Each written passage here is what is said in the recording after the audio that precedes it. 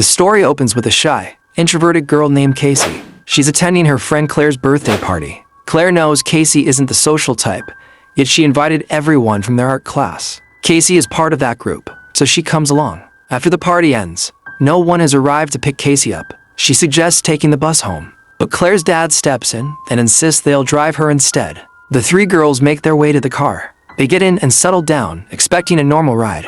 Suddenly, someone unfamiliar climbs into the driver's seat. The man, Dennis, begins cleaning the car. Before they can react, he sprays Claire and Marcia, rendering them unconscious. Casey reaches for the door handle, but he sprays her as well. When the girls wake, they find themselves locked in a strange room. The door opens, and Dennis enters. He wipes a chair clean, sits down, and surveys them carefully. He singles out Marcia first and drags her away. As Marcia is pulled out, Casey whispers urgently, "Do what you have to, just stay calm."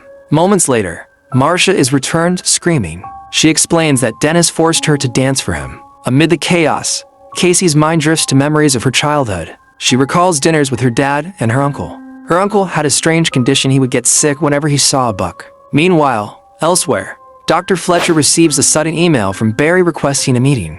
Back in the room, Claire and Marcia start quietly planning an escape. Claire mentions her 6 months of karate training and suggests fighting Dennis. Casey hesitates. "He's far stronger than us," she says. Despite their insistence, Casey refuses to join the fight. She remembers something her father once told her: female animals are often smarter than males. While males roam carelessly, females stay alert and cautious. Casey decides she will find another way out. Elsewhere, Barry arrives to meet Dr. Fletcher, showing her some of his fashion designs. She asks why he's there. Barry insists it's just a visit, that everything is fine. He wanders through the office, observing the surroundings. Dr. Fletcher tells him she spoke with his employer, who is very pleased with his work. Of all her patients with the same condition, Barry has been the most consistent. He asks her age. She questions why he wants to know. Barry explains that once she retires or is gone, who will take care of them?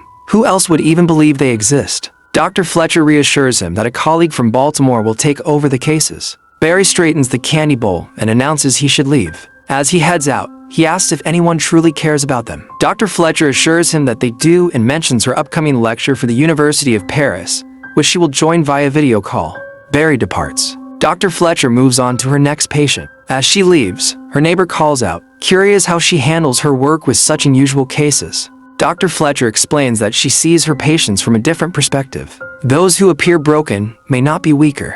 In fact, they might be stronger than anyone expects. Her neighbor asks if she really believes that. The doctor nods, though admits she isn't completely sure. Back in the room, Claire, Marcia, and Casey hear a voice on the other side of the door. It's a woman, scolding Dennis for what he's done to them. They call out, desperate for help. The door opens, and they freeze in shock. It's the same man, now dressed in women's clothing, acting like a woman. He reassures them, telling them not to worry. He says he will speak to Dennis, and that Dennis listens to him.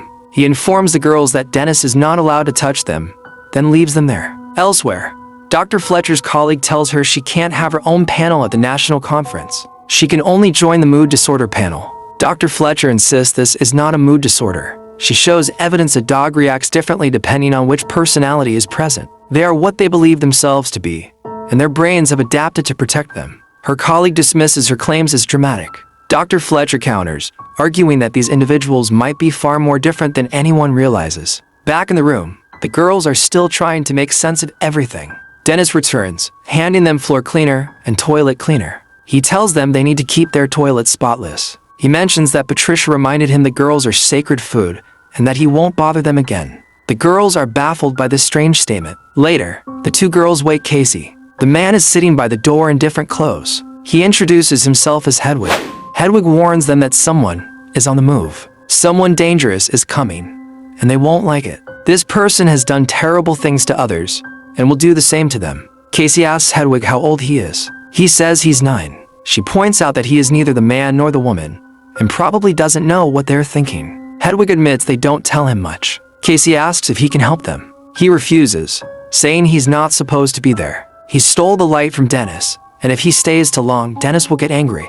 He starts to leave, but Casey stops him. She tells him she heard something and asks if he wants to know. Hedwig approaches. Casey tells him that the one who's coming is after him. Dennis and Patricia are talking behind his back. This time, they need a boy, and they're going to give him Hedwig. Casey realizes they are like babysitters keeping him locked up.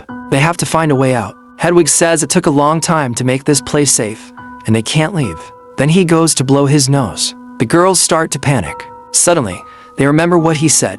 It took a long time to make this place safe. They look around and notice the walls are all new drywall. They start knocking and realize the ceiling is hollow. There's a vent up there. Claire begins breaking through the ceiling. Hedwig returns, and the other to try to stop her. Dennis grabs the light and opens the door. But Claire has already climbed into the vent. She crawls through, emerging on the other side, and starts running. Dennis immediately chases after her. She dashes and hides inside a locker. But Dennis catches her and locks her in a storage room. He turns to the other two girls and announces that they will now be separated.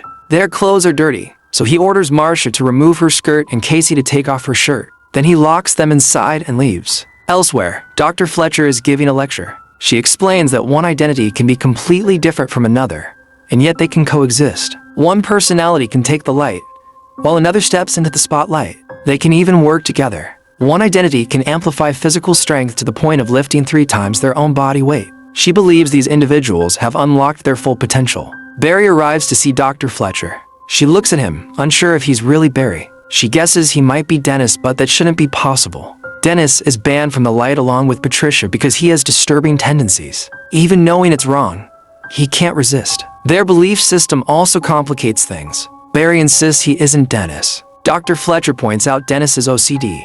In the last visits, someone kept placing the candy bowl back in exactly the same spot. She asks if Barry is sending emails while Dennis pretends everything is normal. She requests to speak with one of the other 22 personalities. Barry says it's impossible, he doesn't know how. To prove his identity, Barry picks up a candy, eats it, and spills some on his collar. Dr. Fletcher seems convinced. Barry leaves. Later, she checks the CCTV footage. She sees Barry stepping over scattered trash on his way out. It's a performance. If it were truly him, he would have walked around it. Dr. Fletcher knows it's Dennis. Meanwhile, Marcia tells Casey they need to find a door or window to escape. Casey remembers when her dad hunted deer. He said the thrill came from outsmarting the animal, not just the kill. Casey wakes from sleep as Patricia arrives with food. She fixes Casey's hair and tells her to come eat properly. Patricia leads them to the kitchen. They start eating, but Marcia asks if Claire can join. Patricia refuses, saying Claire nearly ruined their big reception. Patricia prepares more sandwiches, talking with Casey. Marcia tries to strike Patricia with a chair and run. Patricia turns to chase her, but Casey intervenes. Patricia orders Casey back to her room. Marcia doesn't get far and can't find a way out. Patricia catches her and locks her in a different closet. Dennis tells Casey that the 3 of them will remain separated.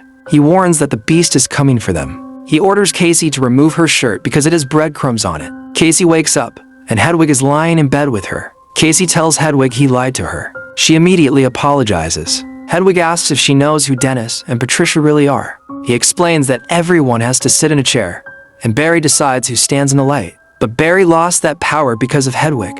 If Hedwig wants, he could take that power from Barry forever. That's why Dennis and Patricia allowed him to stay with them. They both believe in the beast. Casey asks if he's ever seen it. Hedwig says no. He asks her to kiss him, and she agrees. They kiss, and Hedwig jokes that maybe she's pregnant now. He tells her he loves dancing in his room and has a CD player right next to the window. Casey asks to see it. Hedwig says it's in his room and accuses her of trying to trick him. Casey confides a secret house she used to cause chaos at school to get detention, just to be away from everyone. Hedwig says he'll take her to his room after Dennis finishes his getting ready ritual. Meanwhile, Dennis has an appointment. When he falls asleep, someone keeps trying to reach Dr. Fletcher. Dennis goes to see her, pretending to be Barry. She recalls an old incident. 2 teenage girls came up to her, placed her hand on their chest under their shirt, then laughed and walked away. It was a dare prank, but it disturbed her deeply.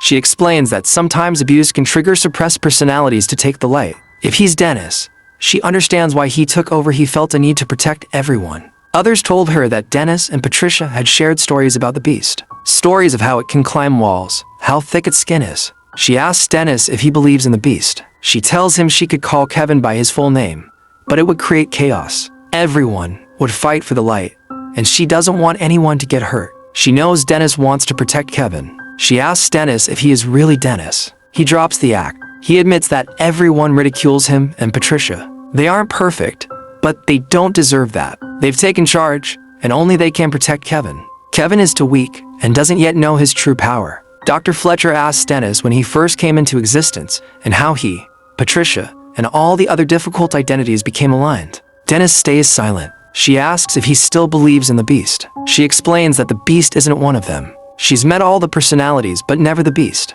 The story says the beast lives at the train station where Kevin's father left him. Dennis has never seen it. The doctor tells him it doesn't exist, it's a fantasy, not a 24th identity. Hedwig takes Casey to his room. He starts dancing to a song, and Casey compliments him. She reminds him that he said the CD player was next to the window. Hedwig shows her a window drawn on paper. Casey is shocked. Hedwig realizes she thought it was real and wanted to leave. Casey begs him to help her escape. Hedwig says she should go back to her room. Casey cries, begging to listen to his favorite songs and see the cool thing he wanted to show her. Hedwig hands her a walkie-talkie. "This is what I wanted to show you," he says. He explains that it's really cool and that it belongs to Dennis, but he stole it. Casey turns it on, and it connects. Hedwig tells Casey not to speak, but she shoves him aside and grabs the walkie-talkie. She explains that she and 3 other girls have been kidnapped and are trapped in a basement. The person on the other end assumes it's a prank and doesn't believe her. Patricia takes the light. A man on the other end asks who is speaking and how she got the walkie-talkie. Patricia snatches it away and escorts Casey back to her room, reciting a prayer. She says Dennis will explain the meaning to her later that evening. Casey picks up a nail near the door. Dennis arrives and speaks to her. He says the beast is a sentient being, the pinnacle of human evolution. He believes ordinary humans are obsolete. Tonight is sacred, the final night, and it's almost over. Then he leaves. Casey remembers her uncle telling her to become an animal in the woods, meaning to strip off her clothes. He had done terrible things to her before, but this time she points a gun at him. Her uncle tells her to put it down and takes it from her. Casey cries alone in the room. Meanwhile, Dr. Fletcher receives multiple urgent emails from Barry. "We need you." Dennis steps outside, and Dr. Fletcher comes to meet him. She asks if everything is all right and urges him to explain what's going on. Dennis takes her inside. They discuss Kevin's early life. When he was 3, his mother punished him severely. Dennis explains that he emerged into the light at that time. The only way Kevin survived was by keeping everything clean. Dr. Fletcher tells Dennis there are other ways to help Kevin. She considered his family and chose an alternative approach. She asks Dennis to tell her the truth. Dennis speaks of a patient who was blind for 10 years. Later, it was discovered he did. 3 of his identities began to see. She explains that belief caused his nerves to regenerate. Dennis reveals the 24th identity, the beast. He's seen it. It's bigger and stronger than all of them combined. The doctor argues it cannot be real. She warns that humans have limits. She asks about eating the impure young. Dennis says the beast is who he will meet. The doctor insists they need a proper session and wants to record everything. She walks to the door and secretly hides her handkerchief in the lock. She asks Dennis if she can use the restroom. She uses the restroom as an excuse to check the closet. There, she finds Claire locked inside.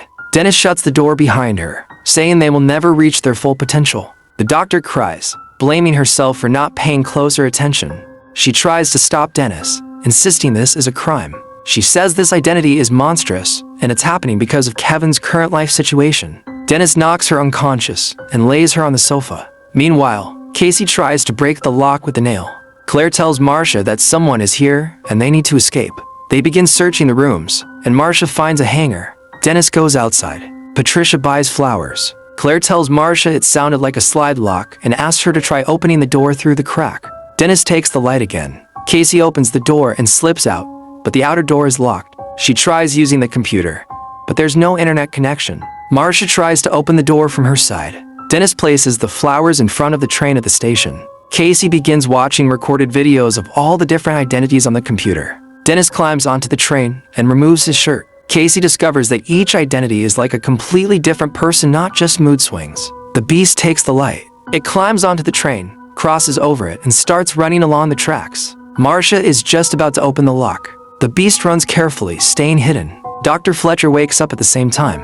They both try to open the door. The beast is almost there. The doctor writes something down, and Marcia nearly unlocks the door. The beast arrives. The doctor tries to speak to it, but it doesn't respond. It grabs her. She tries to defend herself with a knife, but the knife breaks. The beast crushes her to death. Casey sees in the video that Barry keeps keys behind a hat. She looks and finds the keys. She opens the door and steps outside. She sees that the beast has killed Marcia. She looks into the other closet and finds Claire still alive, but the beast is devouring her. Casey panics. She locks the door and runs. She reaches the living room and sees Dr. Fletcher's dead body. She tries the keys, but the door won't open. The beast emerges from the closet. Casey searches for the keys and finds the doctor's note. It reads, "Say the name Kevin Wendell Crum." The beast arrives and begins climbing the walls. Casey says the name, and the beast weakens. It moves into another room and collapses. Kevin remembers how his mother used to abuse him.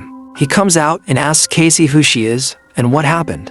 He sees Dr. Fletcher and asks who did this. Casey tells him he did it. Kevin says he doesn't remember anything. He recalls being on a bus, and after that, nothing. He asks if it's September 18th, 2014. Casey says no. Kevin tells her there's a shotgun behind some things over there, and bullets in his uniform closet. He asks her to kill him. Jade takes the light and stops her. She says Kevin can't handle the reality. The light passes between several people. Hedwig takes over. Casey starts looking for the gun. Hedwig says he has control and will give the light back to Dennis and Patricia. Casey finds the gun, but Patricia takes over. She tries to open the door. Patricia says the impure must be sacrificed and gives the light back to the beast. Casey manages to open the door and starts running. She reaches the uniform locker, grabs the bullets, and keeps moving. Before she can load the gun, the beast grabs her. She struggles, but manages to load the gun. The beast disappears. Her leg is injured, but she keeps running. She reaches a dead end. Casey remembers when her father died and she had to live with her uncle. She aims the gun. The beast starts smashing the lights, one by one. It's coming closer. She tries to shoot, but the beast hides in the darkness. Casey moves into a cage. The beast passes right in front of her. She shoots, but misses. She only has 2 shots left. The beast taunts her, saying her gun can't hurt him. It steps in front of her. She fires. The beast falls to the ground. It gets up and begins bending the bars. The beast notices the scars on Casey's body. He tells her she's different from the rest. Her heart is pure. He says the broken are the more evolved. Then the beast leaves her and walks away. A worker arrives and finds Casey locked inside. He frees her and takes her outside the zoo.